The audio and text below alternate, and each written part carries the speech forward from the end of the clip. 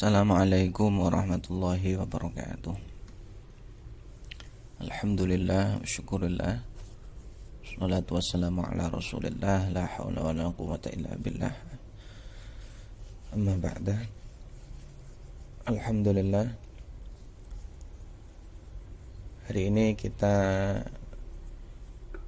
masih diberikan kesempatan untuk melanjutkan perkuliahan kita.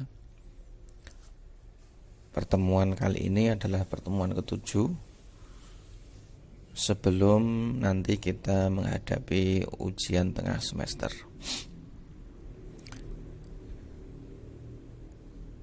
Saya harapkan nanti untuk UTS dipersiapkan dengan baik. Adapun materi nanti yang akan diujikan adalah materi mulai pertemuan pertama sampai dengan pertemuan ke-6 ya, mulai apa itu konsep pendidikan agama Islam, kemudian konsep pembelajaran, konsep strategi dan lain sebagainya. Dipersiapkan dengan baik. Semua soal ujian nanti berdasarkan buku yang ada di tangan kalian. Oke, kita mulai. Bismillahirrahmanirrahim. Perkuliahan mata kuliah strategi pembelajaran PAI, pertemuan ke-7. Hari ini kita membahas tentang memilih dan menggunakan strategi pembelajaran. Jadi materi ini cukup penting karena dari sinilah nanti kita akan belajar bagaimana menentukan strategi yang tepat untuk pelaksanaan pembelajaran yang akan kita lakukan di dalam kelas. Ketika seseorang melakukan sesuatu ya, kemudian gagal, tidak mencapai tujuan yang sudah ditargetkan, bisa jadi salah satu alasan kegagalannya adalah karena cara atau strategi yang digunakan tidak tepat, atau strategi yang dipilih atau digunakan sudah tepat tetapi tidak dijalankan dengan maksimal. Ya, ini juga bisa menyebabkan sebuah kegagalan. Ya, meskipun pada akhirnya keberhasilan dan kegagalan itu kembali kepada Tuhan, tetapi kita wajib untuk merencanakan cara atau jalan untuk mencapai tujuan itu ya, sebaik mungkin, serapi mungkin, semaksimal mungkin kita lakukan. Urusan nanti kemudian gagal atau sukses itu urusan lain ya, karena itu ada di luar kehendak manusia. Nah, maka dalam hal ini menentukan strategi pembelajaran yang tepat itu akan mempengaruhi keberhasilan atau kegagalan pembelajaran ya.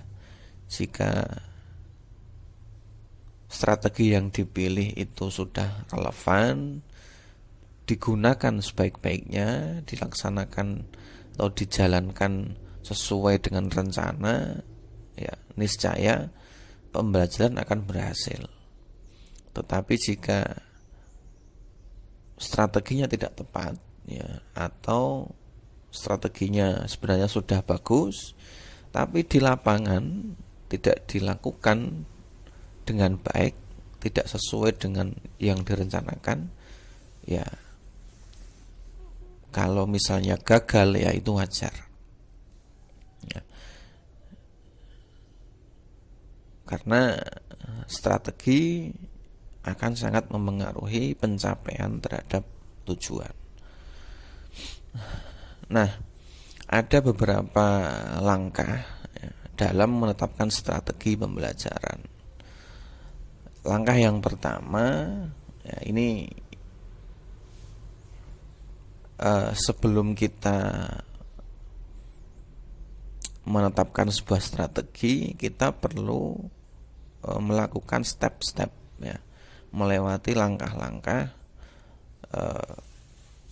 dalam menentukan strategi. Ada 4 langkah ya. Ada 4 langkah dalam menyusun strategi. Yang pertama adalah mengidentifikasi spesifikasi dan kualifikasi hasil atau sasaran. Jadi ketika kita menyusun sebuah strategi, maka sasaran kita harus jelas ya. Harus spesifik.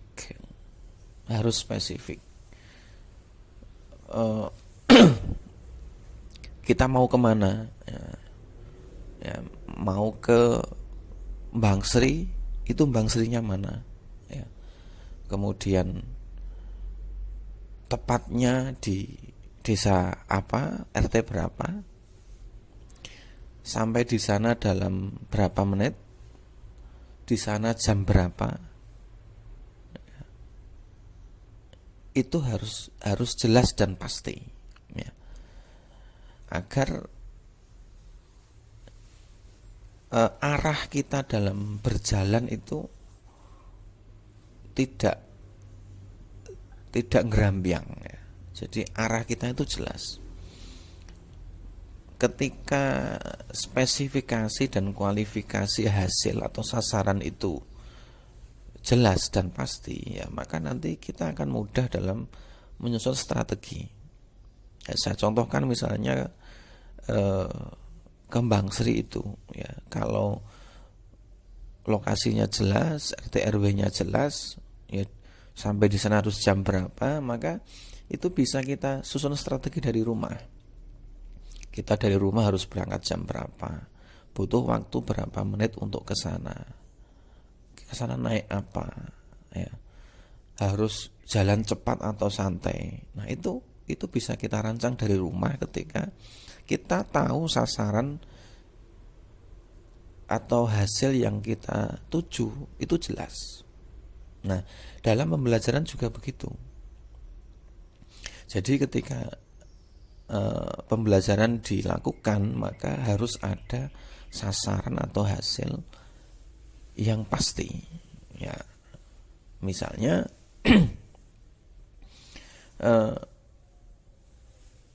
dalam pembelajaran itu ada istilah kompetensi inti, ada kompetensi dasar, dan ada indikator.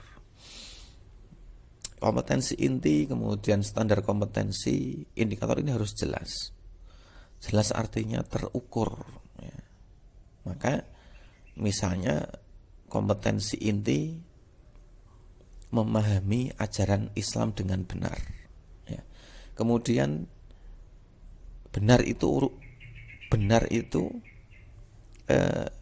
ukurannya apa ya, berarti benar itu ukurannya adalah syariat.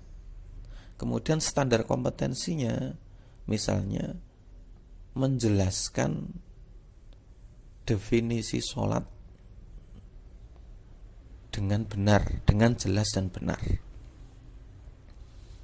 ya. Ini juga harus pasti ukurannya ya. Menjelaskan itu ukurannya bagaimana ya.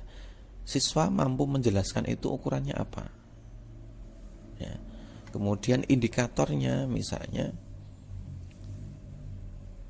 siswa mampu menjelaskan makna sholat secara bahasa, mampu menjelaskan makna sholat secara istilah.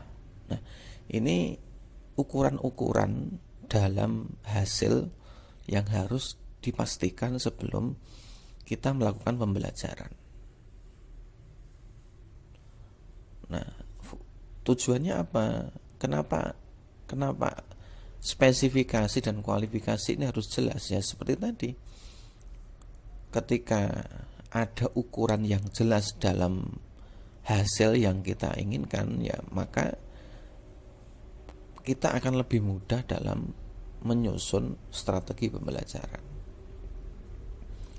Yang kedua, langkah yang kedua, mempertimbangkan dan memilih jalan pendekatan utama yang paling efektif untuk mencapai sasaran.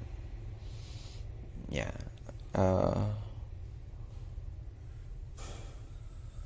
dengan mengetahui spesifikasi hasil itu, kita nanti akan mudah dalam memilih cara yang akan kita gunakan. Ya tadi seperti saya sampaikan, misalnya kita ke Bank Sri, RT sekian, RW sekian, di sana sampai jam berapa, maka kita harus mencari jalan yang paling efektif untuk sampai ke sana. Ya, untuk sampai ke sana dengan cepat harus pakai motor, ya, dengan kecepatan sekian, lewat jalan mana yang paling cepat. Nah, pembelajaran juga begitu.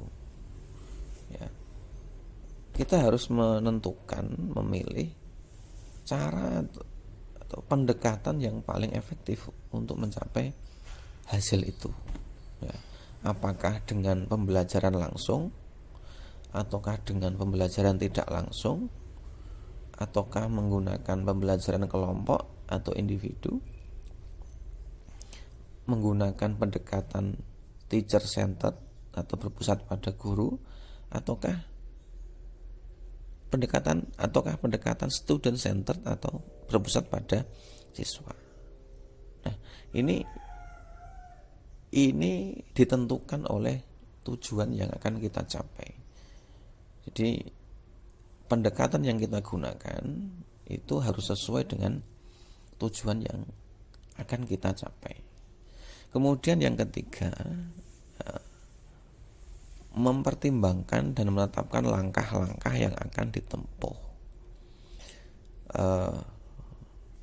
Dalam strategi itu nanti kita harus jelaskan atau kita harus konsepkan secara detail langkah-langkah yang kita tempuh dalam mencapai tujuan itu. Ya, kalau dalam konteks pembelajaran biasanya dibagi menjadi 3, ya. Pendahuluan, langkah-langkahnya apa saja. Mengucapkan salam, berdoa sebelum pelajaran, memberikan motivasi. Nah, kemudian ada kegiatan inti, ya. Kegiatan inti nanti penjelasan materi, kemudian penggunaan metode yang bermacam-macam itu, dan nanti ada penutup. Nah, ini kalau dalam konteks pembelajaran, ya, ada langkah-langkahnya harus disusun sebagaimana pendekatan yang kita gunakan. Ya. Jadi ketika kita menggunakan pendekatan student centered atau berpusat pada siswa, ya langkah-langkahnya kita yang kita gunakan ya harus mencerminkan pendekatan itu. Ya, guru tidak berbicara terus, ngomong terus, tidak. Tapi karena student centered, ya maka siswa diberikan banyak kesempatan untuk aktif dalam pembelajaran.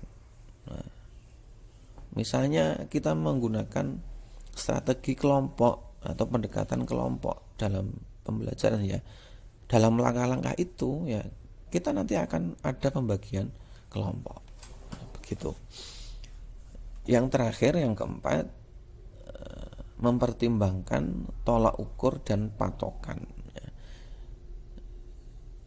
Ya, ini artinya bahwa kita harus menyusun standar evaluasi. Jadi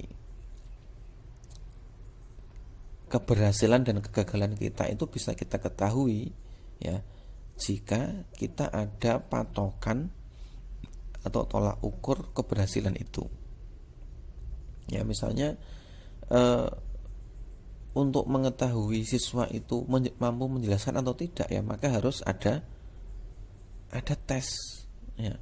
Caranya bagaimana? Dengan tes tulis atau tes lisan. Kita bisa tahu kalau siswa itu mampu mempraktekkan tayamum misalnya, ya maka harus ada ukurannya. Ya, ukurannya dengan apa? Dengan melakukan ujian, dengan melakukan tes. Nah, dalam tes itu kita nanti akan tahu siswa itu benar-benar mampu atau tidak. Nah, ini maksudnya adalah untuk mengukur keberhasilan pembelajaran yang telah kita lakukan. Nah, kemudian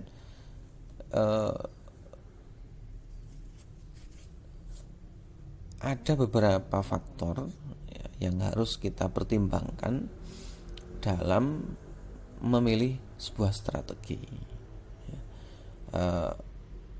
Jadi kita tidak bisa seenaknya saja, ya, memilih strategi itu sesuai dengan kehendak hati kita. Tidak bisa, karena memilih strategi itu harus disesuaikan dengan kondisi dan keadaan yang ada, ya.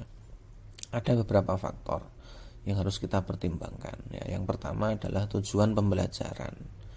Tujuan pembelajaran itu katakanlah target, ya, capaian yang harus kita capai dalam pembelajaran itu.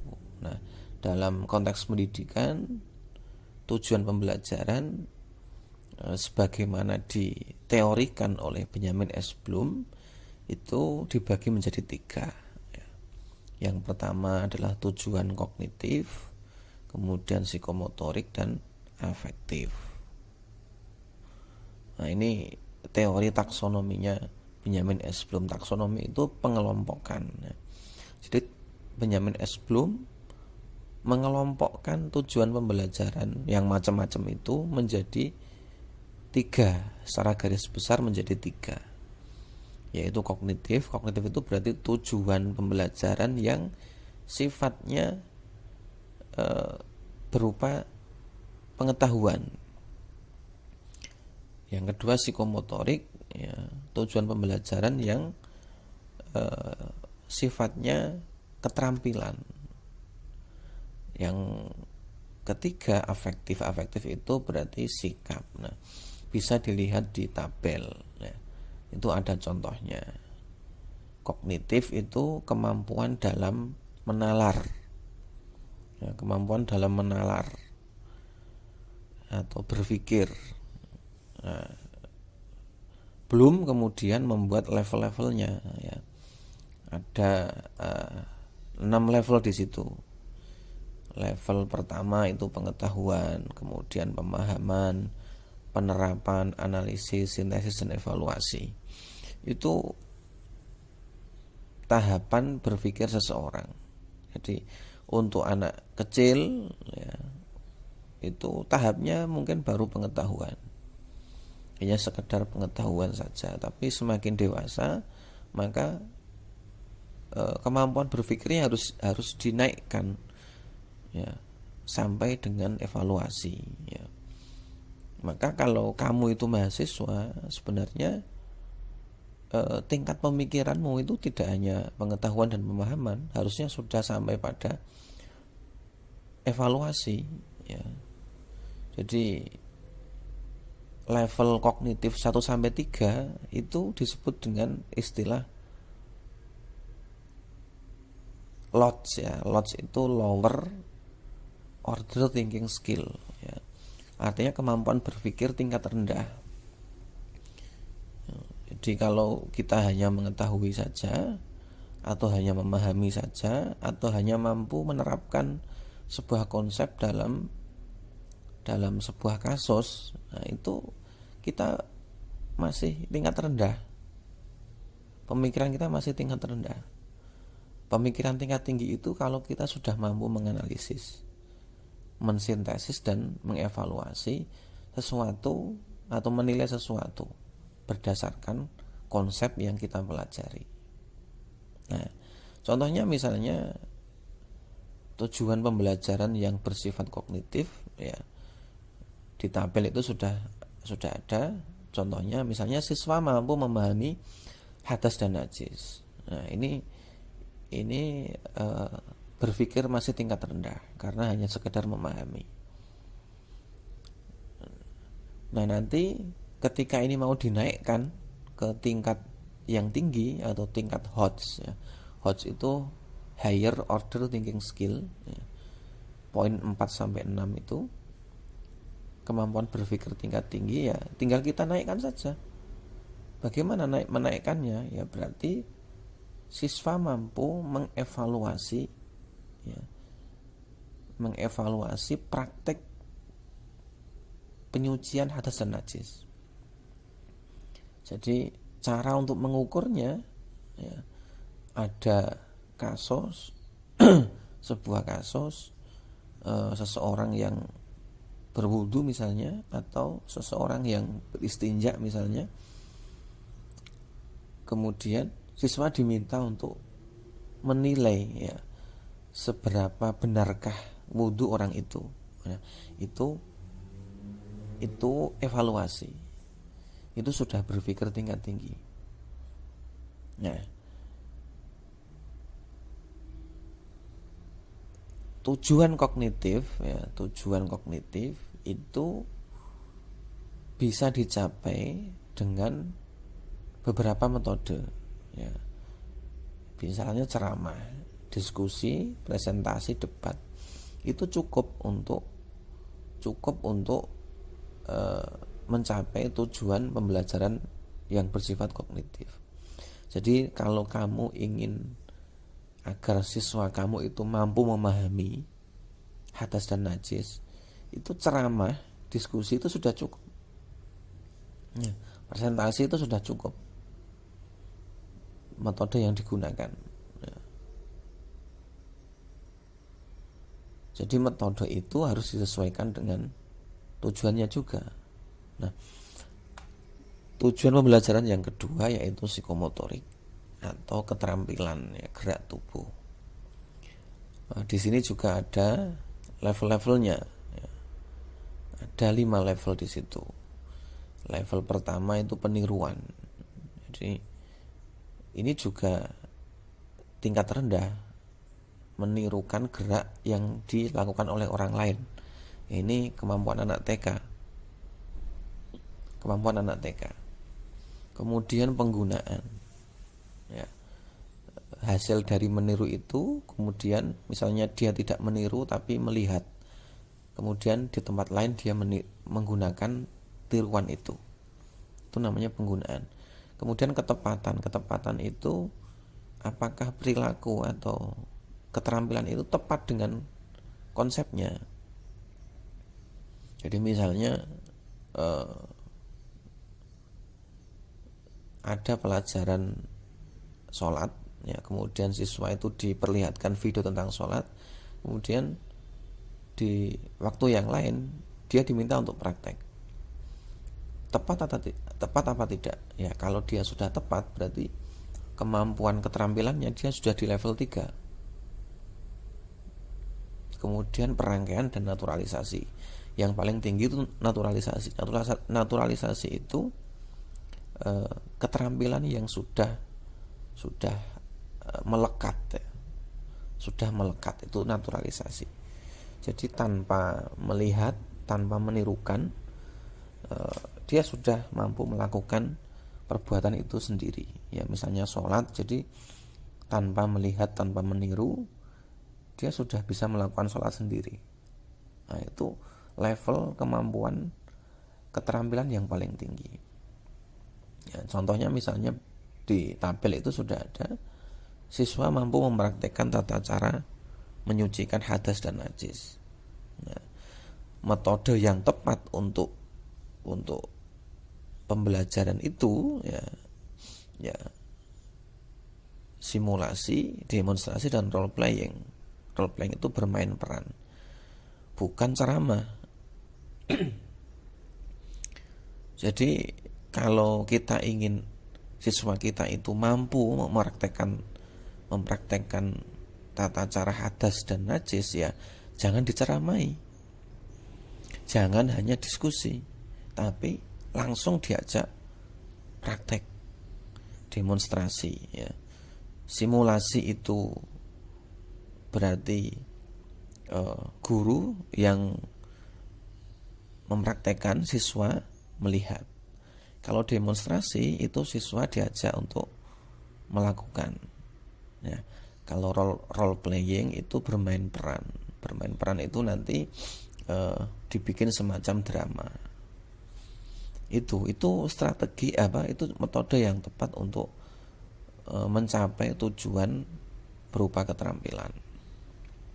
Yang terakhir, tujuan pembelajaran yang sifatnya afektif. Afektif itu sikap, ya. Sikap itu ya bisa disamakan dengan akhlak itu, ya. Jadi sikap itu dorongan dalam diri manusia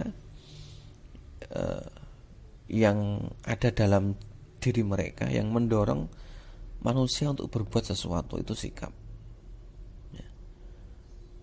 Jadi apakah baik dan buruk itu tergantung dorongan itu, tergantung sikap itu, ya. Maka pembelajaran afektif itu pembelajaran yang paling sulit karena berkaitan dengan kejiwaan seseorang, berkaitan dengan sesuatu yang tidak tampak, ya. Untuk mengetahui siswa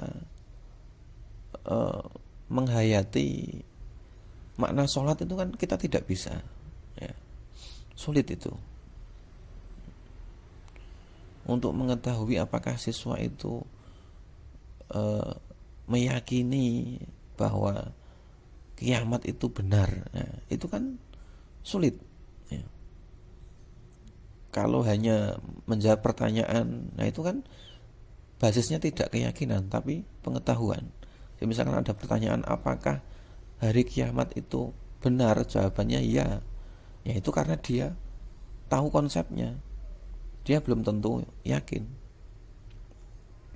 Makanya afektif ini yang paling susah, ya. Nah, afektif ini juga ada level-levelnya, ya. Ada level-levelnya, ada 5 level di situ. Ada penerimaan, respon, penanaman nilai, pengorganisasian, dan karakterisasi. Nanti di bab pembelajaran afektif nanti ada penjelasannya, ya. Di situ ada. Nah, ini saya jelaskan sekilas saja.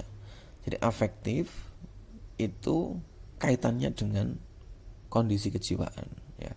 Kaitannya dengan sikap. Maka untuk menyentuh kejiwaan itu kita membutuhkan cara yang mampu menyentuh jiwa siswa, ya. Untuk mencapai tujuan afektif itu kita harus menggunakan cara yang mampu menyentuh kejiwaan siswa. Contohnya apa? Misalnya dengan cerita, ya. Kita kadang sering tersentuh ketika mendengarkan cerita-cerita yang dramatis, ya. Melihat film yang ada tragedi, melihat film percintaan yang gagal, ya, dan lain sebagainya. Itu bisa menyentuh kejiwaan seseorang dengan keteladanan, ya. Guru menampilkan perilaku yang baik di depan siswa, itu juga bagian dari pembelajaran afektif.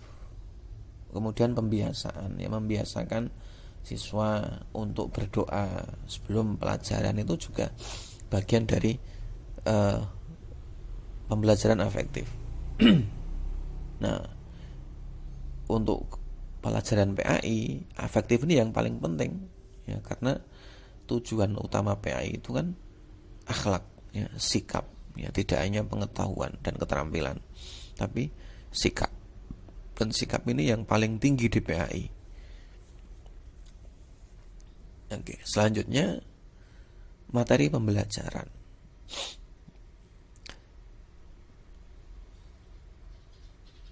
Hal-hal yang perlu dipertimbangkan, ya, Antara lain yang kedua adalah materi pembelajaran. Materi pembelajaran itu adalah isi ya, atau sesuatu yang kita sampaikan dalam pembelajaran itu.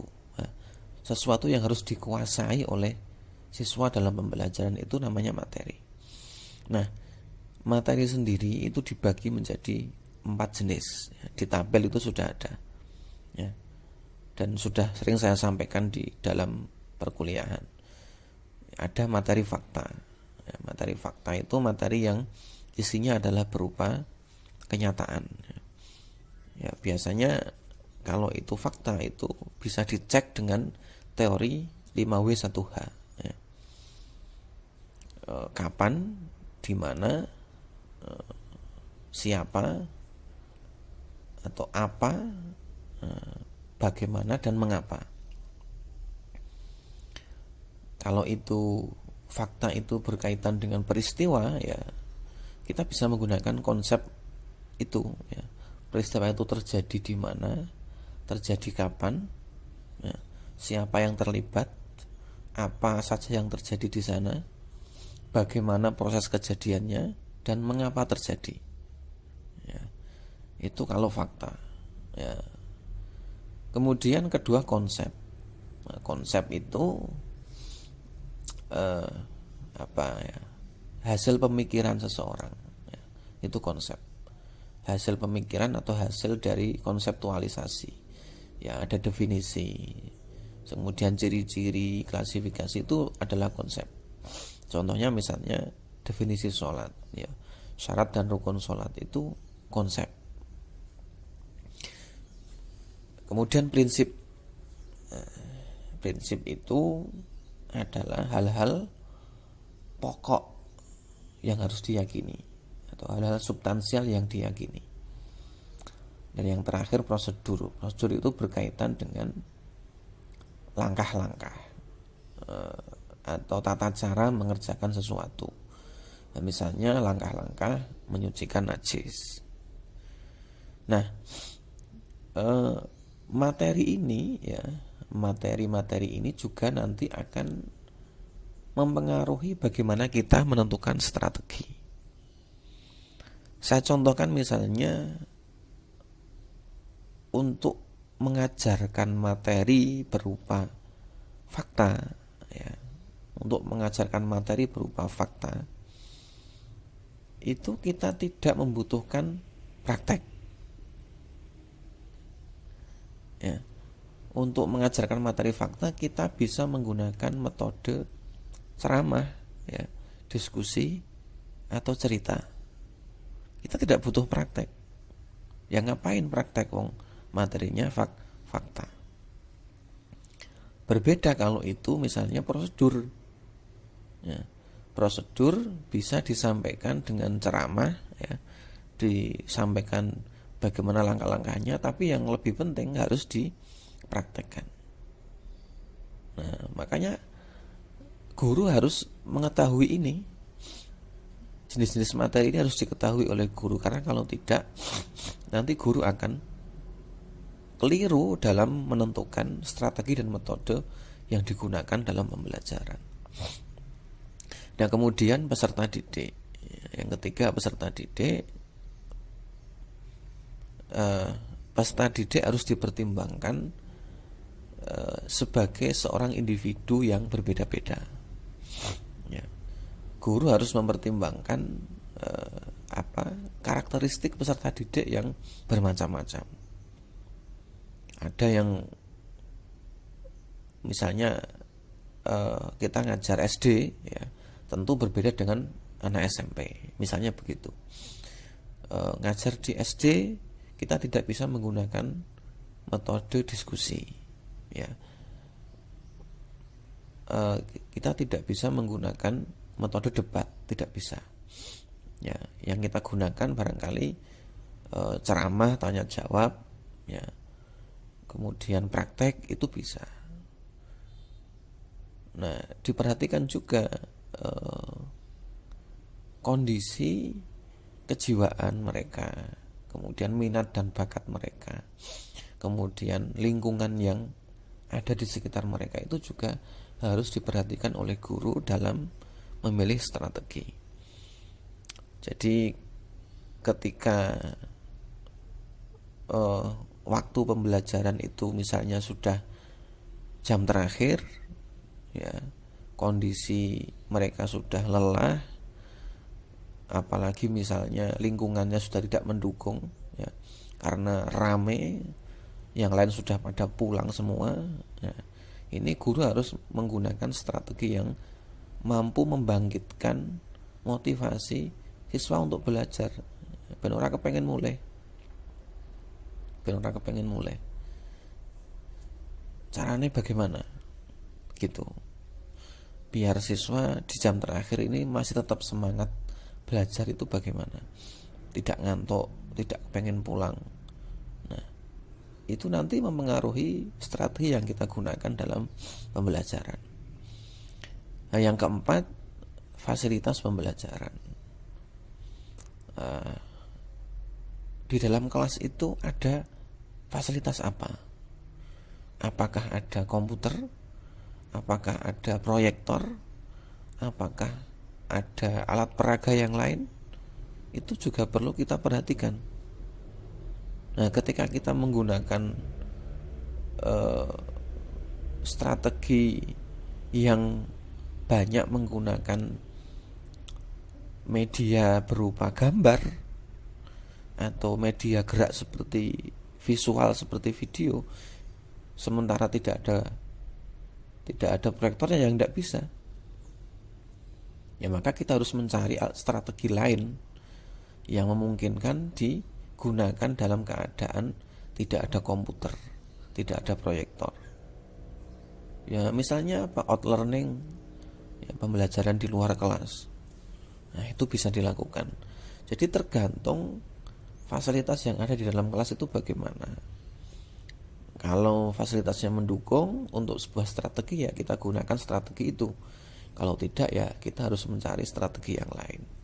Nah, yang terakhir, yang kelima, waktu pembelajaran. Nah, sudah saya singgung tadi, jadi belajar di waktu pagi, siang, sore, dan malam itu berbeda. Karena itu terkait dengan kondisi siswa, termasuk kondisi guru juga. Ya, ketika guru sudah seharian mengajar dan tiba waktunya mengajar di sore hari, maka itu nanti juga mempengaruhi bagaimana guru mengajar, bagaimana siswa belajar. Maka ketika itu strategi yang digunakan harus sesuai, ya. Ya, yang mudah saja, yang simpel saja, tidak yang rumit-rumit, karena nanti justru tidak efektif. Yang terakhir adalah faktor guru. Ya, faktor guru ini penentu, ya, faktor penentu dalam menggunakan strategi. Karena ketika guru tidak memahami apa itu strategi dan tidak mampu melakukan langkah-langkah dalam strategi itu, ya strategi tidak akan berjalan dengan baik. Ya, ketika guru itu kreatif, inovatif, ya, dan semangatnya tinggi, maka strategi itu akan berjalan dengan baik. Ya, tapi ketika belum apa-apa masuk kelas sudah kelihatan lesu, ya, kelihatan tidak semangat, ya, mimik mukanya kelihatan tidak familiar gitu, ya alamat pembelajaran nanti tidak akan menyenangkan.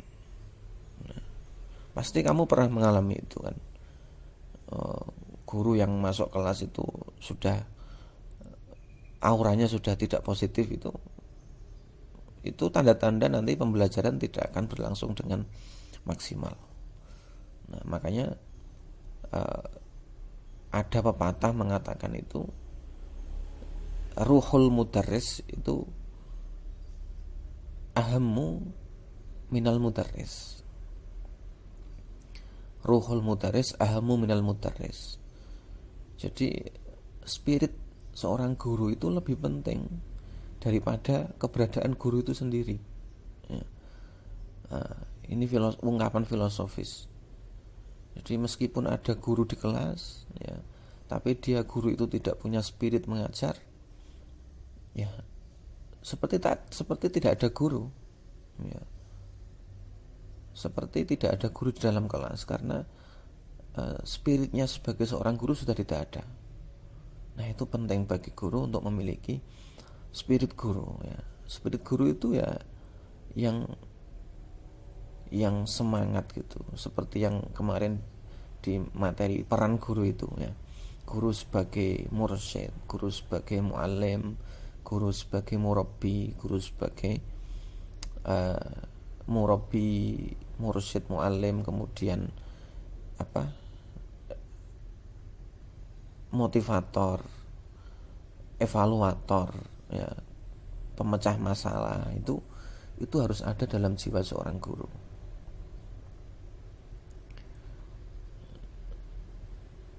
Nah, maka keberadaan guru di dalam kelas itu akan hilang ketika guru tidak punya spirit di dalam mengajar. Nah, yang terakhir, subtema yang terakhir tentang prinsip-prinsip penggunaan strategi pembelajaran. Ada 4 prinsip, ya, dalam menggunakan strategi. Ya, prinsip ini penting untuk dipegang agar strategi pembelajaran yang digunakan di dalam kelas ini bisa berjalan dengan baik. Yang pertama, berorientasi pada tujuan. Ya. Artinya bahwa strategi yang disusun itu tidak boleh lepas dari tujuan yang sudah ditargetkan. Semua langkah dalam strategi pembelajaran itu harus mempertimbangkan tujuan. Tujuan pembelajaran harus menjadi nafas dari strategi itu. Yang kedua, aktivitas. Strategi pembelajaran harus mampu mendorong keaktifan siswa. Nah, artinya strategi yang tidak mampu mengaktifkan atau melibatkan siswa dalam pembelajaran itu strategi yang kurang baik, ya.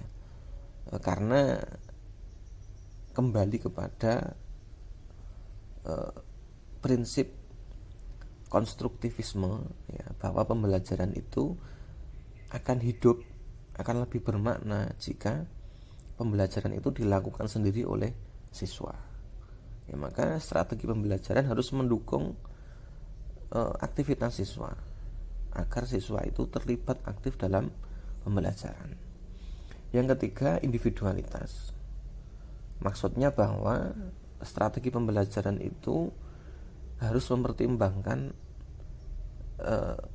perbedaan individu, ya. Jadi meskipun pembelajaran itu pembelajaran kelompok misalnya, strategi pembelajaran yang baik juga harus mampu mengakomodir perbedaan individu. Jadi individu yang mungkin tidak begitu aktif di dalam kelas, di dalam kelompok, maka kita harus mengontrol itu, ya. Guru harus mampu membimbing siswa yang seperti itu, ya, agar dia ikut aktif dalam pembelajaran. Yang terakhir, integritas. Ya, integritas itu kesesuaian antara satu faktor dan faktor yang lain. Itu integritas, ya. Strategi yang baik itu strategi yang mampu memadukan antara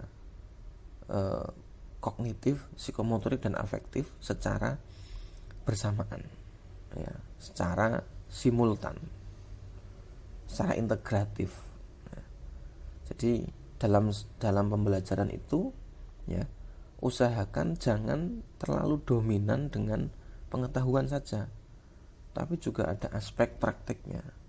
ada aspek afektifnya, sehingga nanti ada keseimbangan antara ketiga faktor itu, kognitif, psikomotorik, dan afektif.